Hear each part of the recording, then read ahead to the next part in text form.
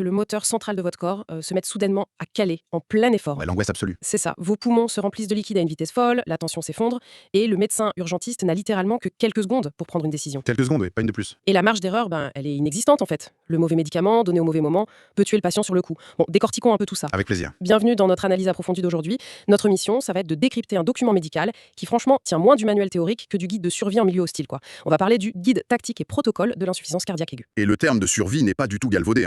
Je veux dire, le contexte clinique qu'on explore aujourd'hui, il pose un constat d'une brutalité inouïe. C'est-à-dire On part d'une condition qui touche environ 1 à 2% de la population. L'âge moyen, c'est 75-80 ans.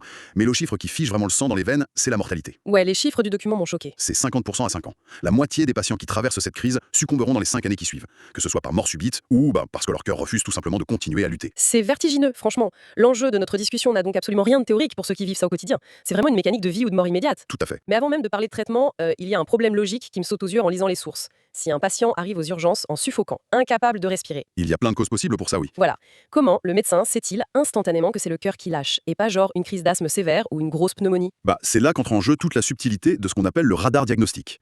Et pour trancher, la médecine s'appuie sur un outil incroyable, les biomarqueurs spécifiques. D'accord. Faut imaginer ces biomarqueurs un peu comme des détecteurs de fumée chimiques ultra-sensibles qui sont situés directement à l'intérieur du muscle cardiaque. Donc si je comprends bien, le cœur envoie littéralement un signal de détresse chimique dans le sang. C'est exactement le principe. En fait, quand le cœur n'arrive plus à pomper efficacement, le sang s'accumule.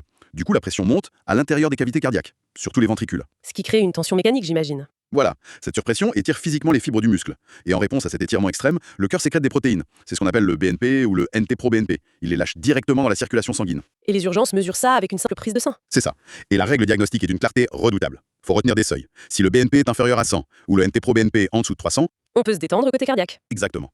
On peut quasiment exclure le cœur et chercher le problème du côté des poumons. Mais à l'inverse, si le BNP crève le plafond, genre au-dessus de 400 ou 2000 pour le NT-proBNP, là, l'alerte cardiaque est confirmée. D'accord, mais je suppose qu'on ne traite pas un patient juste en fixant un bout de papier avec des résultats de laboratoire. Bien sûr que non. Ces biomarqueurs, c'est juste le premier pilier de ce que le guide appelle le triptyque diagnostique. Le triptyque, Ouais, 3 éléments. Le clinicien va croiser cette alarme chimique avec, premièrement, l'évaluation de l'essoufflement du patient, la dyspnée. Ensuite, les signes physiques de congestion. Faut chercher des jambes gonflées ou des poumons qui crépitent quand on écoute au stéthoscope. le fameux bruit d'eau dans les poumons, quoi. C'est ça. Et le troisième pilier, c'est l'imagerie. Une échographie, une radio ou même une coronarographie pour voir le muscle lutter en temps réel. Ok, donc une fois qu'on a la certitude que c'est bien une crise cardiaque aiguë, la situation sur le terrain n'est pas toujours la même. Le document décrit une matrice de triage avec 3 scénarios catastrophes. 3 visages de la crise, en gros. Et il faut les identifier très vite. Le premier visage, c'est l'œdème aigu du poumon typique, le fameux OAP. Les poumons sont inondés de l'intérieur, c'est une urgence respiratoire totale, mais bizarrement, la tension artérielle du patient se maintient au-dessus de 100 mm de mercure. C'est le cas le plus classique, oui. Ensuite, le deuxième visage, c'est la poussée d'insuffisance cardiaque globale. Là, c'est la surcharge totale. Le patient prend du poids à une vitesse fulgurante, il a des œdèmes très marqués partout. Choc cardiogénique. Ah, ça, c'est l'effondrement total du système. L'urgence absolue. Mais qu'est-ce qui se passe physiquement dans le corps à ce moment-là? La pompe cardiaque est tellement affaiblie qu'elle n'arrive même plus à générer assez de pression pour faire circuler le sang. La pression artérielle systolique s'effondre en dessous de 90, Moins de 90 de tension, ouais. et la conséquence directe de cette chute, c'est que les organes vitaux meurent littéralement de faim et de soif d'oxygène. C'est l'hypoperfusion. Les reins arrêtent de filtrer le sang, donc le patient n'urine plus, c'est l'oligurie, C'est terrifiant. et ça se voit de l'extérieur. La peau se couvre de marbrures violacées parce que le corps sacrifie la circulation périphérique, celle de la peau, pour essayer de sauver les organes centraux. Et le cerveau, privé de sang, plonge le patient dans un état d'obnubulation. Attendez, là je vais faire une petite pause, parce qu'il y a un truc très contre-intuitif pour moi. Allez-y. Si la tension s'effondre et que les organes manquent de sang, est-ce qu'on ne devrait pas faire comme on le ferait pour un accidenté de la route qui perd son sang, c'est-à-dire le remplir, lui perfuser des litres de liquide en intraveineuse pour faire remonter la pression? C'est un réflexe hyper naturel d'y penser, oui. Mais dans ce cas très précis, ce serait le coup de grâce. Ah bon? Franchement, remplir les veines d'un patient en insuffisance cardiaque, c'est l'équivalent de verser des seaux d'eau dans une baignoire dont le siphon est complètement bouché. Oh, je vois l'image. Le problème, c'est pas un manque de liquide dans le corps. Le problème, c'est que la pompe est trop faible pour déplacer le fluide qui s'y trouve déjà. Si vous ajoutez du volume, ce liquide supplémentaire ne va pas aller irriguer le cerveau ou les reins. Il va aller où alors? Il va refouler directement dans les poumons. Vous accélérez la noyade interne du patient. Waouh, ok. C'est là que ça devient vraiment intéressant. Du coup, face à ces 3 visages de la crise, comment le médecin sait-il instantanément quelle voie thérapeutique emprunter, sans perdre ses précieuses secondes? Eh bien, tout le pilotage de cette crise extrême repose sur une seule boussole. Une métrique unique dicte l'algorithme maître du guide. Et c'est quoi? La pression artérielle systolique, la PAS. La pression dans vos artères au moment précis où le cœur se contracte. D'accord. Et l'algorithme commence par des actions communes, des fondations, qui semblent presque, je sais pas, d'une simplicité déconcertante face à la gravité de la situation. Comme quoi, par exemple? Par exemple, la toute première étape, asseoir le patient avec les jambes pendantes dans le vide. Franchement, quand on lit ça, on a l'impression que c'est juste pour le rassurer ou l'aider à respirer un peu mieux. Alors, la dimension psychologique existe, c'est angoissant de ne plus respirer. Mais asseoir le patient, c'est avant tout de la mécanique des fluides purs et durs. Comment ça? En laissant les jambes pendre, le clinicien utilise la gravité à son avantage. La gravité retient un grand volume de sang dans les veines des jambes, ça diminue ce qu'on appelle le retour veineux, ou la précharge. C'est-à-dire le sang qui remonte vers le cœur? Exactement. Le volume de sang qui arrive au cœur droit à chaque battement. En réduisant ce volume, on allège instantanément la charge de travail d'un cœur qui est déjà au bord de la rupture. Et ça donne une chance aux poumons de se désengorger un peu. C'est fascinant en fait. C'est un peu comme si on fermait le robinet principal pour empêcher la baignoire de déborder en gardant l'eau dans les tuyaux du bas. C'est une très bonne métaphore. On stocke le sang dans les jambes, temporairement. Ensuite, bien sûr, on met le patient sous oxygène pour viser une saturation entre 94 et 96%, on pose une voie veineuse et on donne du furosémide, le fameux Lasix. Mais après cette fondation commune, l'arsenal dépend complètement de la tension, non? Complètement. Cette fameuse boussole de la pression artérielle va dicter des protocoles opposés. Prenons le cas de l'OAP, typique, où la tension est élevée. Disons au-dessus de 100, voire une hypertension persistante à plus de 140 mm de mercure. Ok, le cœur déraille, mais la tension est forte. Voilà. Le cœur est en train de défaillir, mais en plus il doit forcer pour pousser le sang dans des artères qui sont contractées, rigides. C'est ce qu'on appelle une post-charge élevée. C'est un peu comme essayer de boire un milkshake très très épais à travers une paille minuscule, quoi. Le muscle doit forcer comme un fou. C'est exactement ça. Et dans ce cas, la solution pharmacologique, c'est de donner des vasodilatateurs, des dérivés nitrés, comme le dinitrate d'isosorbide, le Rizoda en bolus, puis en intraveineuse. Et si ça dépasse toujours 140, on ajoute de la nicardipine, le Loxène. Et ça fait quoi sur notre paille? Ça va littéralement relâcher et élargir les vaisseaux sanguins.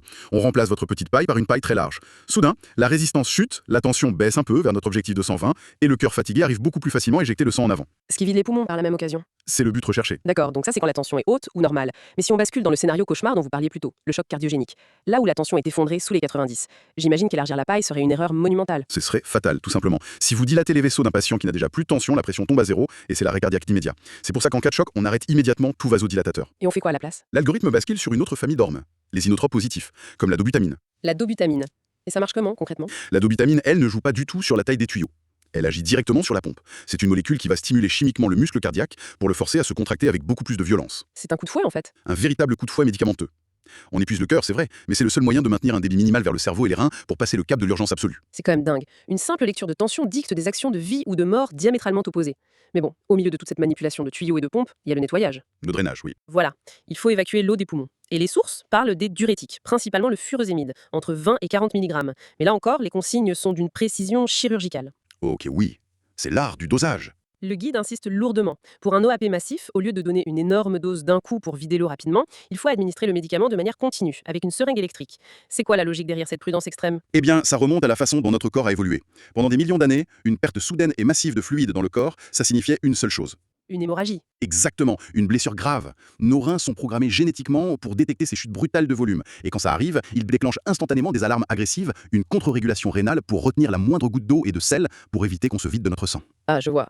Donc si on injecte une dose massive de diurétique d'un coup, les reins ne savent pas qu'on essaye gentiment de sauver les poumons. Ils croient qu'on est en train de mourir d'une hémorragie. C'est le cœur du problème. Ce phénomène de rebond annulerait tout l'effet du traitement. Les reins bloqueraient l'évacuation, aggravant l'accumulation d'eau. Donc en infusant très lentement, En infusant en continu, goutte à goutte, via un pouce-seringue électrique, on contourne les systèmes de sécurité des reins. On draine le fluide sans déclencher les sirènes d'alarme. Et il y a une autre raison capitale à ça. laquelle? Des pics brutaux de furosémide dans le sang, c'est toxique pour l'oreille interne. Ça peut causer une surdité irréversible, ce qu'on appelle l'autotoxicité. C'est pour ça que la limite absolue, la ligne rouge fixée par les protocoles, c'est de ne jamais dépasser 4 mg par minute. D'accord, alors ça m'amène à vous poser la question sur les autres lignes rouges du document.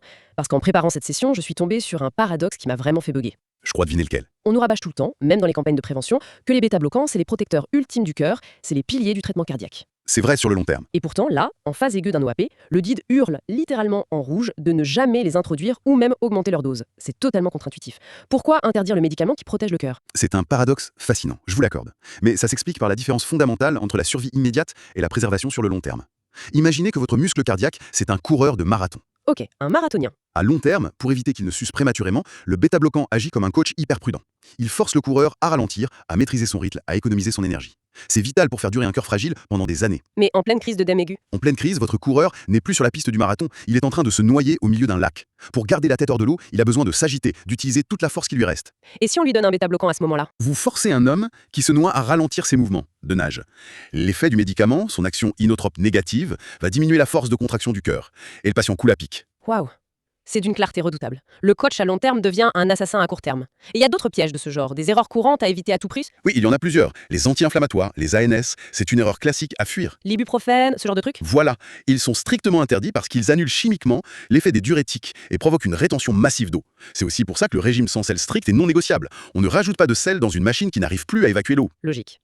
Et le document parle aussi d'une insuffisance cardiaque à fraction d'éjection préservée, la FEP. C'est quoi la ligne rouge pour eux? C'est une nuance cruciale. Dans ce type d'insuffisance, le muscle cardiaque n'est pas faible ou flasque. Il est devenu très épais, très rigide. Il se contracte normalement, d'où le terme préservé, mais il n'arrive plus à se relâcher pour se remplir de sang correctement. La cavité est trop petite en gros. C'est ça. Et pour ces patients-là, interdiction formelle d'utiliser des médicaments comme le verapamil ou le diltiazem. Leur effet inotrope négatif serait fatal sur cette mécanique déjà si précaire. Donc, récapitulons. On pilote la tension millimètre, on trompe les reins avec un goutte à goutte, on évite les pièges mortels de la pharmacologie, mais parfois la réalité du terrain, c'est que la chimie ne va pas assez vite, non? Le patient s'épuise à essayer de respirer à travers ses poumons noyés. On fait quoi quand les poumons lâchent avant que les médicaments fassent effet? C'est là qu'on passe à la mécanique, au soutien ventilatoire. Et la première ligne de défense, c'est la VNI, la ventilation non invasive. La VNI, concrètement, ça ressemble à quoi? C'est un masque facial hermétique, bien plaqué sur le visage et relié à une turbine.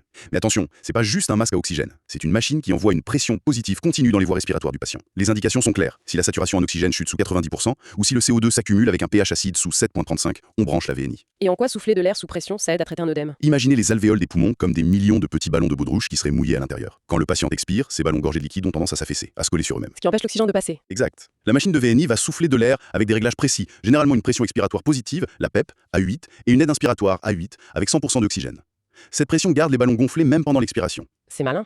Et le vrai miracle physiologique, c'est que cette pression d'air va littéralement écraser l'eau contre les parois des alvéoles et la repousser à travers la membrane pour la forcer à retourner dans la circulation sanguine. Ah ouais. C'est comme utiliser de l'air comprimé pour chasser l'humidité d'un filtre en fait. Exactement. Mais le guide prévient, il y a des lignes de fracture. Ça ne marche pas toujours. Si le patient s'épuise, s'il devient confus ou si l'acidose s'aggrave malgré le masque, ça signe l'échec de la VNI. Et dans ce cas? L'intubation trachéale immédiate. On endort, on glisse un tube dans la trachée et le respirateur artificiel prend le contrôle total. Mais au final, brancher une VNI ou un tubé, c'est juste écouper l'eau d'un bateau en train de couler, non? Ça fait gagner du temps, mais ça ne répare pas la cause de la crise. C'est une excellente analyse. Stabiliser la tension, donner des diurétiques, ventiler, c'est de la plomberie d'urgence. Mais si vous ne trouvez pas la cause de l'incendie, le bateau finit par sombrer. C'est là qu'intervient la partie que je trouve la plus intense dans ce guide, le radar Champit. Le fameux acronyme, oui. Pendant qu'une partie de l'équipe maintient le patient en vie avec les machines et les médicaments, une autre doit mener une enquête éclair. Trouver le trou dans la coque avant qu'il ne soit trop tard. C'est quoi Champit? C'est un acronyme conçu pour la médecine de guerre aux urgences. Chaque lettre correspond à un facteur déclencheur majeur. Parce que le cœur lâche rarement tout seul, sans raison. Il y a souvent un déclencheur qu'il faut neutraliser de toute urgence. C'est le C pour syndrome coronarien, H pour urgence hypertensive, A pour arythmie, M pour mécanique, P pour embolie pulmonaire, I pour infection, T pour tamponnade. Mais concrètement, donnez-nous un exemple de la matrice de décision. À quoi ressemble cette enquête SIAM? Prenons le I pour infection. Un patient arrive en œdème aigu du poumon classique, mais pendant qu'on lui met le masque de VNI, l'infirmière signale une forte fièvre. Et là, le détective clinique fait le lien. Voilà. Il comprend que c'est pas juste la vieillesse du cœur. C'est peut-être une pneumonie ou une septicémie qui a provoqué une inflammation massive. Le cœur a accéléré pour compenser et la pompe a déraillé. Donc, traiter juste l'eau dans les poumons, ça ne sauvera pas le patient. Surtout pas. Le protocole exige de faire des hémocultures et d'injecter des antibiotiques à large spectre immédiatement, en parallèle du traitement cardiaque. Un autre exemple, le P de Champy, l'embolie pulmonaire. Là, c'est dramatique. Le patient fait une syncope, sa tension est basse, et à l'échographie d'urgence, on voit que son cœur droit est énorme, dilaté. Pourquoi le cœur droit? Parce qu'un caillot de sang géant bouche l'artère des poumons. Le cœur droit force contre un vrai mur de briques. Donner des inotropes ne suffira pas. Il faut faire un choix lourd, en une fraction de seconde. Injecter de l'héparine, voire des thrombolytiques, des médicaments qui dissouvent le caillot, quitte à risquer une hémorragie ailleurs. C'est fou. Le médecin urgentiste doit être à la fois un plombier qui gère des pressions complexes au millimètre et un enquêteur qui résout une scène de crime interne en moins de 10 minutes. Et tout ça pendant que le patient suffoque. C'est pour ça que ce guide tactique existe. Il faut structurer la pensée quand la panique est dans la pièce. Bon, si on devait synthétiser tout ce parcours du combattant, le document résume ça en 5 étapes vitales. Exactement, les 5 commandements de l'urgence. 1. Position assise, jambes pendantes. 2. Oxygénation par masque ou VNI. 3. Diurèse au furosémite continu. 4. Vasodilatation, seulement si la pression artérielle le permet, donc au-dessus de 100. 5. Lancer le radar Champit pour trouver la cause. Stabiliser l'hémodynamique, identifier la cause, sauver le myocarde. C'est seulement une fois que le patient est stabilisé qu'on passe aux 5 piliers de fond. Les traitements à long terme, comme nos fameux bêta-bloquants ou les glyphlosines qui vont prendre le relais. Mais avant de terminer, il y a une toute dernière diapositive dans le document. Les recours ultimes pour le choc cardiogénique. Et ça soulève une vraie réflexion. Oui, quand tout le reste est échoué. Tout au long de cette session, on a parlé de manipulation biologique. On trompe les reins, on fouette les muscles avec des molécules, on dilate les vaisseaux. Mais que se passe-t-il quand la biologie refuse de répondre? Quand la pharmacologie et la ventilation échouent, on passe aux assistants circulatoires mécaniques. C'est-à-dire? ECMO, qui est une machine extracorporelle qui pompe et oxygène le sang à la place du cœur et des poumons.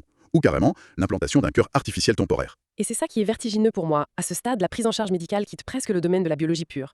On bascule dans l'ingénierie mécanique. Le corps humain devient littéralement dépendant d'un moteur externe, de rotors et de turbines pour faire circuler son sang. On contourne la biologie par la machine. C'est un pont. On gagne du temps en attendant que le cœur récupère de la crise ou en attendant une greffe cardiaque. Pour ceux qui nous écoutent, ça pose une question presque philosophique. À quel moment précis la médecine de soins cesse-t-elle d'être de la biologie pour devenir de la maintenance mécanique? Jusqu'où la technologie peut repousser les limites quand la nature a déjà déclaré forfait? C'est la frontière ultime de la réanimation moderne, effectivement. C'est une réflexion fascinante à garder en tête. La prochaine fois que vous sentirez votre cœur s'emballer après un effort, pensez-y. C'est une machine extraordinaire mais incroyablement complexe à piloter quand les voyants s'allument.